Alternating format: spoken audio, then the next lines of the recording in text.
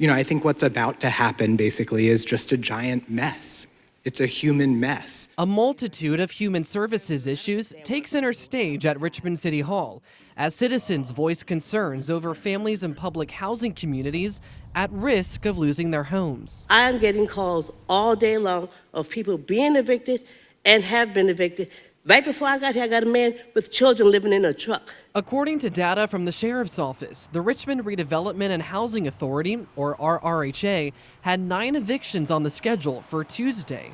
Over the past month, RRHA has taken more than 100 families to court, according to advocates who monitor eviction dockets, and at least 58 people received judgments. Can we save everyone? No. We're not going to save everyone. RRHA says as of March, 1,300 residents have overdue rent of at least $51. CEO Stephen Nesmith says they're focusing on those with the largest balances. The majority of our residents, they pay their rent.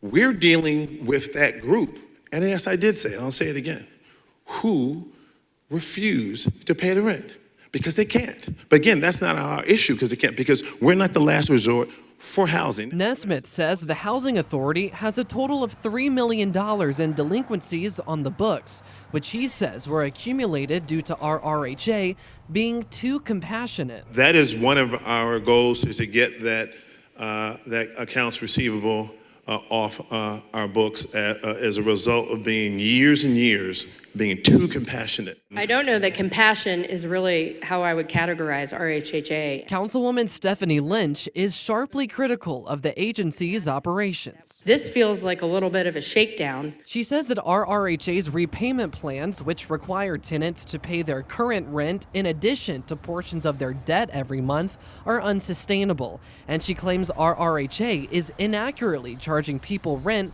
above their income scale. Because I do believe that there are some discrepancies in the ledger, and that the rent amounts that are that were being charged are not accurate, commensurate to their income, okay? To that, Nesmith says, we have a compliance officer that looks at how we calculate rent. Are we perfect? No. That's called human. Is there human error? Yeah. Ultimately, some council members want RRHA to temporarily halt evictions until they can come up with solutions to prevent these families from becoming homeless. I know folks have gone to court and they have an eviction date, but you were going to check to make sure that we could press pause here until we can get our arms around it. But at least one resident believes the responsibility, at the end of the day, falls on the tenants. Housing authority didn't put your children out. You did. You didn't pay the rent. Okay. Nesmith has agreed to that eviction pause and promised to personally call all the affected families to let them know about it. Council members are planning a joint committee meeting in the coming days to address longer-term solutions in addressing this problem.